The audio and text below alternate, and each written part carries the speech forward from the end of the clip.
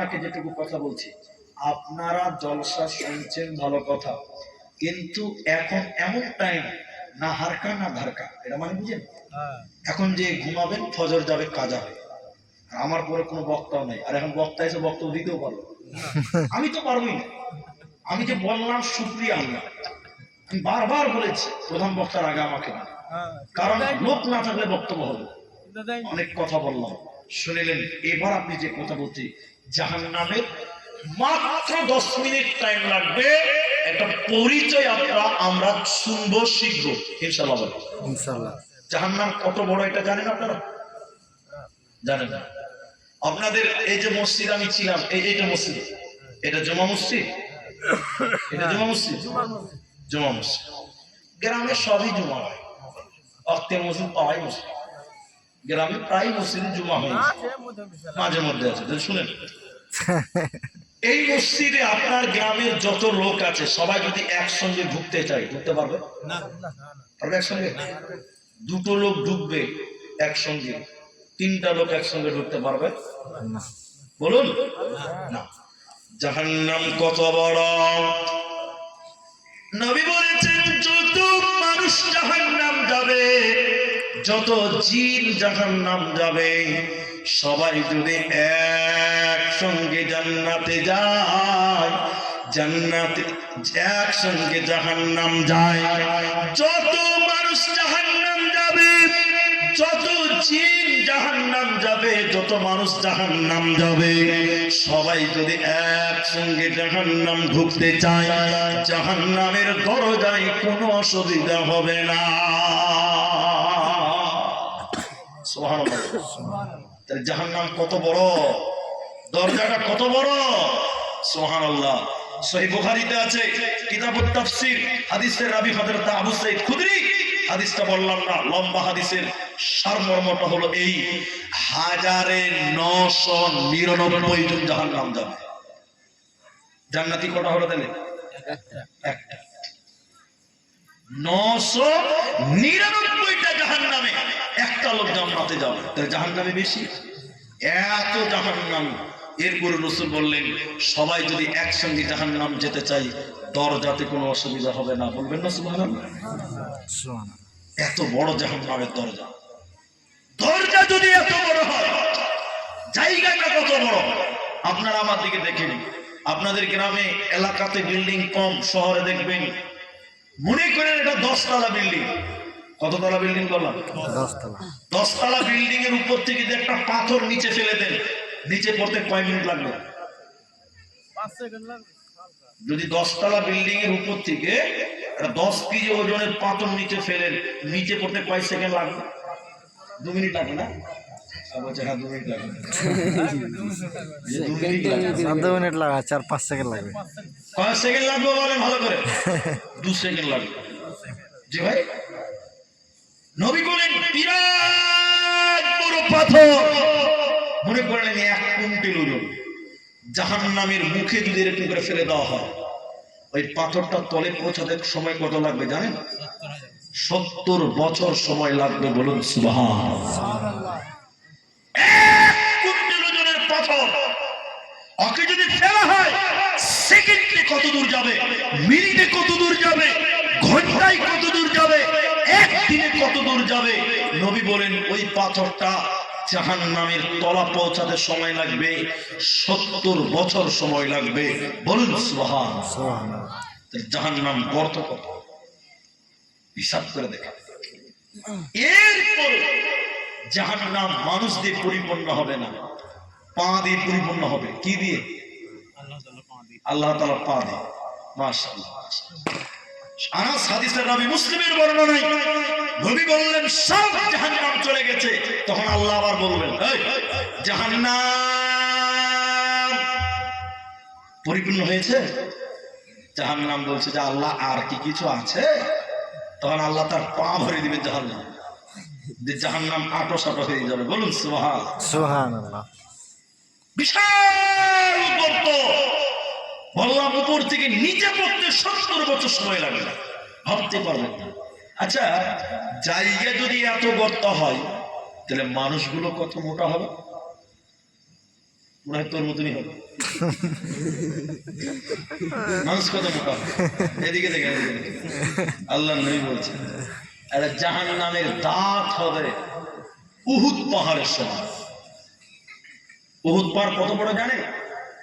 8 kilometre লম্বা, 4 kilometre চওড়া। মাটির নিচে কত আছে এখনো কেউ বলতে পারে না। তাহলে একটা দাঁত হবে 8 কিলোমিটার। টাউনশিপ, এখান থেকে টাউনশিপ কত দূর? 12 কিলোমিটার। 9 কিলোমিটার দেখুন তো মনে হচ্ছে। না না 12 কিলোমিটার হবে। 13 কিলোমিটার। তাহলে আধা ধরলেন, 8 কিলোমিটার ধরে আর আধা একটু বেশি। 8 কিলোমিটার দাঁত উহুদ পাহাড়ের সমান। হাজি ভাই, দাঁত যদি এত বড় হয় মাথা কত বড় হবে? বল কত বড় হবে, বল মাথা কত বড় হবে? সুবহানাল্লাহ বলুন, সুবহানাল্লাহ। শুধু তাই নয়, এই জায়গাটাকে কাঁধ বলে, কাঁধ। জি, কাঁধ। নবী বলেন একজন জাহান্নামীর ডান কাঁধ থেকে বাঁ কাঁধ, এই বডিটা কত জোর জায়গা হবে?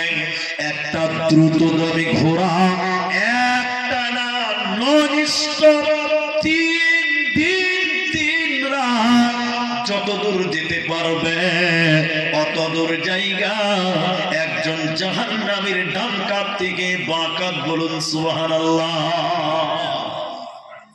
এটা ঘোড়া ট্রেনের মতন বেগে করতে পারে।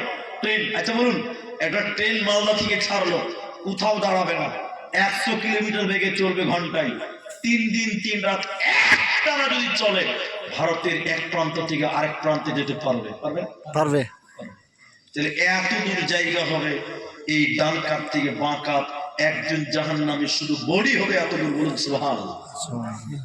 আর দাঁত কত বড় বলেছি? 8 কিলোমিটার। 8 কিলোমিটার উহুদ পাহাড়। চামড়া কত মোটা?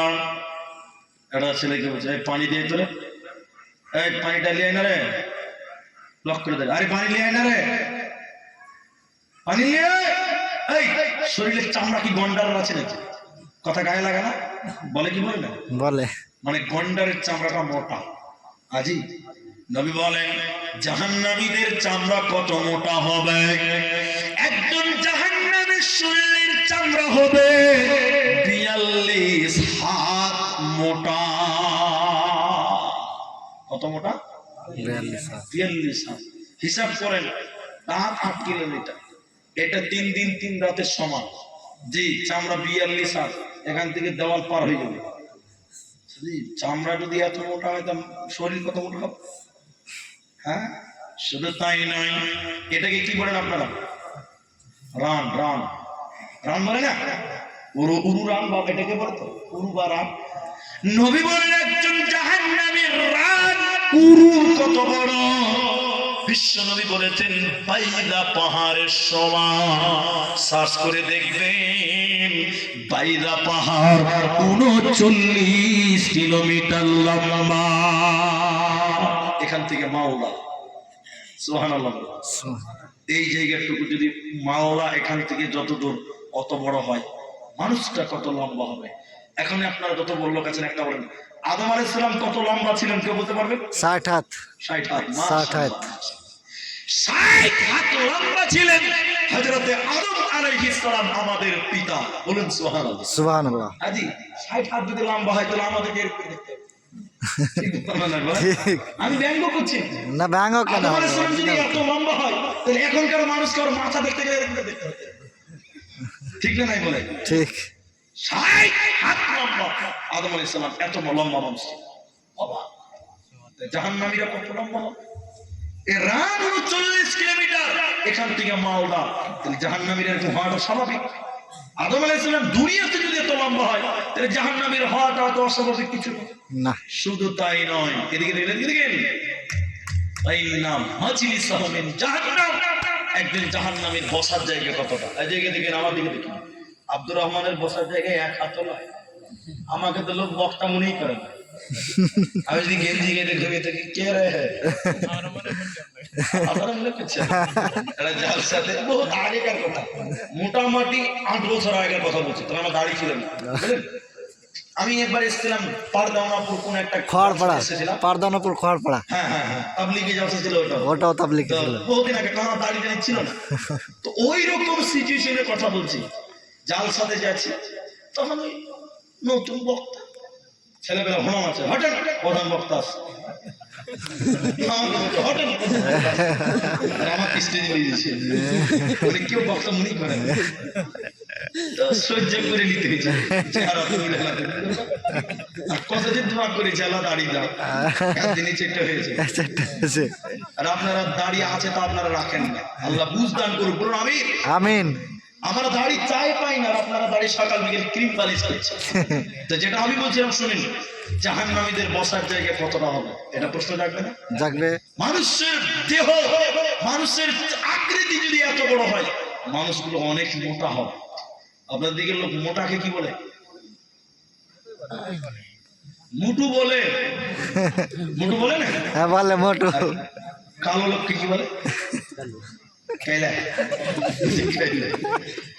কালোকে কালু বলে, কালু। আর মোটাকে কি বলে? কি বলে? মুটু বলে। আর কালোকে এই কাইলা নাকি? কালু কালু কালু। এই বীরভূমে একটা আছে বলে আমাদের গ্রামে 68টা কালু আছে। না অবস্থা বলে প্রত্যেকটা কালুর পেছনে একটা টাইটেল আছে, দোকানদার, মুদি দোকানদার, স্বর্ণকার, ফেরিওয়ালা, অমুক তমুক একটা করে টাইটেল আছে। তো মোটা একটা ছেলে খালি মোটা হচ্ছে, বুঝলেন, মোটা হয়েই গেছে। তো পাড়ার ছেলেরাকে বলছে, মোটু, তোর দুঃখ হবে, কাকে এরকম করে বলতে হয় না, দুঃখ হবে কিনা? হবে।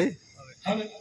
তো ছেলেটা ওর বাপকে যেয়ে বলছে, আব্বা সবাই মোটা বলে রাগাইছে, তো দুঃখ হয়েছে আব্বা, আমি কেন তো মোটা? ও আবেগ করছে ওর বাপের কাছে, আবার আমি কেন তো মোটা? তোর আমার বাপ বলছে যে বেশি বেশি খা, তাহলে মোটা হবে, পাতলা হবে। হ্যাঁ আব্বা, আমি কই খেয়েছি গো? তখন ওর বাপ বলছে, দেখ আমি তো বলতে পারবো না, মালদা যা, একদিন ডাক্তারকে চেক আপ কর, দেখি আয় কেন মোটা হয়েছিস, রোগও হতে পারে, পারে কি পারে না? আরে অনেক লোক মোটা হয় না।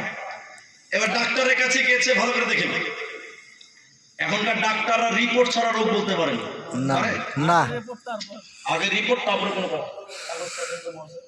এবার ডাক্তার কাছে বলছে, ডাক্তার বাবু আমার যে কি রোগ হয়েছে, আমি খেতে টেতে পারি না, খালি মোটা হয়ে গেছি, যত বরকত আল্লাহ আমাকে দিয়েছে। তো ডাক্তার বলছে, শোন, পেশাব পরীক্ষা কর, হাড়ের এক্সরে কর, রক্ত পরীক্ষা কর, লালা পরীক্ষা কর, 17 গোষ্ঠী শুধু পরীক্ষা করতে দিয়েছে। সারাদিন পরীক্ষা করছে, ভালো করে দেখি। সকালবেলায় এতটি রিপোর্ট দিয়ে ডাক্তারকে দিয়ে বলছে, ডাক্তার বাবু দেখেন তো আমার কি হয়েছে। ও ডাক্তার রিপোর্ট দেখে একবার আর অর্ধেক দেখে, রিপোর্ট দেখে একবার অর্ধেক দেখছে, দেখছে যে ওর শরীরে কোনো রোগ নাই, ওর খাওয়াটা বেশি হয়ে গেছে। আর ও কি বলছে, আমি খেতে পারি না। তো ডাক্তার তো খ্যাপা আছে, ডাক্তার কাগজে লিখেছে, প্রেসক্রিপশনে লিখে দিয়েছে, সকালে 1টা রুটি খাবি, দুপুরে 2টা খাবি, রাতে 1টা খাবি, তাহলে 1 2 আর 1 কত হলো? 4টা রুটি।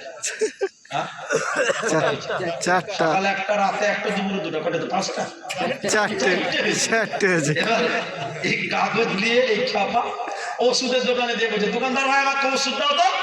দোকানে একবার কাগজ দেখে ওর দিকে দেখছে, মোটা ওষুধ, এই ওষুধ আমার দোকানে নাই, ওই যে রুটির দোকানে আছে, যা। ছাপা ভাবছে যে ডাক্তারেরও ভুল হতে পারে, ছাপা এটা ঠিক বুঝেছি যে ডাক্তার মানুষ, ভুল হতেও পারে। ডাক্তারকে কাগজ দিয়ে বলছে, বাবু আপনার মাথা ঠিক আছে? কেন রে? বলছে, আপনি রোগ নিয়ে এলাম আর আপনি আমাকে রুটির দোকানে পাঠাচ্ছেন। শোন, আমি রিপোর্ট দেখেছি তোর শরীরে কোনো রোগ নাই, তোর খাওয়াটা বেশি হয়ে গেছে, ওই জন্য লিখেছি সকালে 1টা রুটি খাবি, দুপুরে রুটি কি ভাত খাবি না, দুপুরে 2টা খাবি, রাতে 1টা খাবি, 4টা রুটি খাবি, তো পাতলা হবে। তখন বলছে, রুটি খেলেই পাতলা, এত সহজ না? হ্যাঁ, রুটি খেলেই পাতলা। ঠিক আছে, রুটি খাবো। তো ছেলেটা বলুন, জিজ্ঞাসা করছে, ডাক্তার বাবু রুটি তো খাবো, কিন্তু ভাত খাওয়ার আগে না পরে? রুটি তো খাবো, তো ভাত খাওয়ার আগে না পরে খাবো? আচ্ছা বলেন, এই ছেলে পাতলা হবে না মোটা হবে? ফের মোটা হবে, বস্তা হবে, ফের বস্তা। জাহান্নামীরা খায় কি এত মোটা কেন? এবার দেখেন হাদিসটা বলি, জাহান্নামীরা কত মোটা। নবী বলেন, একজন জাহান্নামীর বসার জায়গা মক্কা থেকে মদিনা যত দূর, অত দূর জায়গা একজন জাহান্নামীর বসার জায়গা। আপনি গুগলে সার্চ করে দেখেন জাহান্নামীরা মক্কা থেকে মদিনা যত দূর অত দূর বসার জায়গা। তাহলে 450 কিলোমিটার জায়গা, পুরে 500 কিলোমিটার জায়গা একজন জাহান্নামীর বসার জায়গা। এখান থেকে আলিপুরদুয়ার যত দূর অত দূর জাহান্নামীদের বসার জায়গা। এরকম বিরাট আকৃতির দেহগুলোকে আল্লাহ জাহান্নামের লোকরি বানাবেন। আল্লাহ বলেন আলাইহা মালাইকাতুন দিলাদুন শিদাদ, জাহান্নামের ইন্ধন হবে, লোকরি হবে মানুষের দেহ, এবং পাথর কি দিয়ে জাহান্নামের কয়লা বানানো হবে। আল্লাহ যেন আমাদের মাফ করে দেয়। সবাই বলুন আল্লাহুম্মা আমিন। আল্লাহুম্মা আমিন। আমি একটু দোয়া করব। যারা আছেন, আমি আপনাদের মেহমান, আপনারা দাওয়াত করেছিলেন, বড় আশা নিয়ে এসেছিলাম, তবে আমি আর বললাম না ওগুলো, ওনারা বলে বুঝে নিয়েছে যে জালসা ভাই 12টাতে শেষ করতে হবে, সবারই উপরে রহম হবে। 12টার পর জালসা করবে, মানুষের মোমেন্ট থাকে না ভালো, আর মানুষ উল্টাপাল্টা বলতে শুরু করে দেয়, যা বাস্তব প্রমাণ আমরা বহু দেখেছি। তাই আজকের কথা রিপিট করব না। আমি শেষের বেলা আপনাদের জন্য দোয়া করে দিব। এখন ঘড়িতে বাজে দেখেন একদম 56 বাজে, 3টা বাজতে 4 মিনিট বাকি আছে। 4 মিনিট টাইম লাগে। মিষ্টি সুরে গাজা ভাই, আবার মিষ্টি সুরে গাজা। ঠিক আছে, আমার মা বোনদেরকে বলবো, জাহান্নাম যাওয়ার মেয়েদের অনেক কারণের মধ্যে উল্লেখযোগ্য কারণ হলো স্বামীর নাফরমানি করা। হাদিসটা বলে দিই, তাহলে বুঝতে পারবেন আপনারা এবং তারা। আল্লাহ নবী মিরাজের রাত্রিতে জাহান্নামে দেখলেন শুধু নারী আর নারী, নারী আর নারী।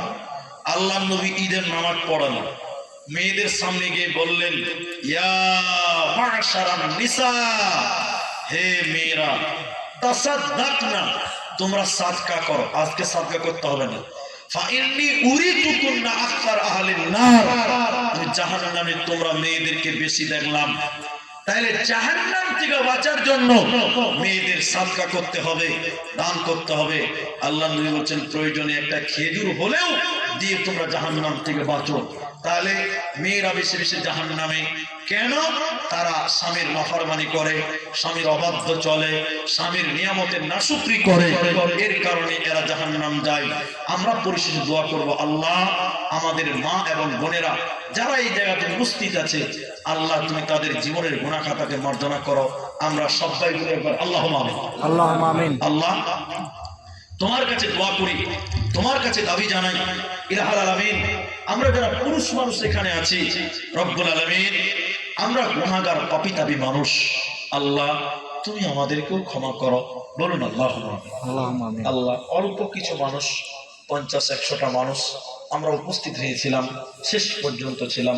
রব্বুল আলামিন, জানি না কার মনে কি আশা ছিল, রব্বুল আলামিন তুমি আমাদের নেক উদ্দেশ্য পূরণ করে দাও। বলুন আল্লাহুম্মা আমিন। আল্লাহুম্মা আমিন। ইলাহুল আলামিন, বহু কষ্ট করে এসেছিলাম জলসা করতে, কিন্তু সেরকম দর্শকের সাপোর্ট, সেরকম পরিস্থিতি পরিবেশ পাইনি। যা কিছু বললাম, গুনাহগার মানুষ, তারপরেও যদি কোনো ভুল হয়, আল্লাহ তুমি দয়া করে মাফ করে দিও। একবার আপনারা বলুন আল্লাহুম্মা আমিন। আল্লাহ যারা অসুস্থ আছে, তুমি তাদের শিফায়ে কামিলা আজেলা দান করো। বলুন আল্লাহুম্মা আমিন। ইলাহুল আলামিন, তোমার কাছে দোয়া করি, এই বিশাল আয়োজনের পেছনে অনেক খরচ, অনেক সময়, অনেক শ্রম গেছে। রব্বুল আলামিন, যারা খেদমত করেছেন, টাকা দিয়েছেন, সহযোগিতা করেছেন, প্রত্যেককে আল্লাহ তুমি জাযায়ে খায়র দান করো। বলুন আল্লাহুম্মা আমিন। ইলাহুল আলামিন, এই মাঠে জালসা আল্লাহ আগামীতে আরো ভালোভাবে করার তুমি তৌফিক দান করো। বলুন আল্লাহুম্মা আমিন। আল্লাহ যারা বাচ্চা ছেলে আছে, লেখাপড়া করছে, আল্লাহ তুমি তাদের জ্ঞান বাড়িয়ে দাও, মাদ্রাসা ছাত্রদের ইলম বাড়িয়ে দাও। আমরা বলি আল্লাহুম্মা আমিন। ইলাহুল আলামিন, অনেকেই মুরব্বী হয়ে গেছে, দাড়ি পেকে গেছে, চুল পেকে গেছে, আল্লাহ তোমার কাছে দোয়া করি, ইমানের সঙ্গে তুমি চালাইও, ইমানি হালাতে তুমি মৃত্যু দান করিও, মৃত্যুকালে কালেমা নসিব করিও। বলুন আল্লাহুম্মা আমিন। আল্লাহুম্মা সাল্লি আলা মুহাম্মাদ ওয়া আলা আলি মুহাম্মাদ কামা সাল্লাইতা আলা ইব্রাহিম ওয়া আলা আলি ইব্রাহিম ইন্নাকা হামিদুম মাজিদ। রব্বানা তাকাব্বাল মিন্না, রব্বানা তাকাব্বাল দুআনা। আল্লাহ মা বোনদের যারা বসে আছেন, আল্লাহ মা বোনদের নেক উদ্দেশ্য তুমি পূরণ করো। আমরা বলি আল্লাহুম্মা আমিন। আপনারা আমার জন্য দোয়া রাখবেন। আমি কিছু কথা রাখলাম, প্রায় 1.5 ঘন্টারও বেশি। আল্লাহ আমার কথাগুলো তুমি কবুল ও মঞ্জুর করো। ওয়া আখিরু দাওয়ানা আলহামদুলিল্লাহি রাব্বিল আলামিন। আসসালামু আলাইকুম ওয়া রাহমাতুল্লাহি ওয়া ওয়ালাইকুম বারাকাতুহু। সালাম ওয়া রাহমাতুল্লাহি ওয়া বারাকাতুহু।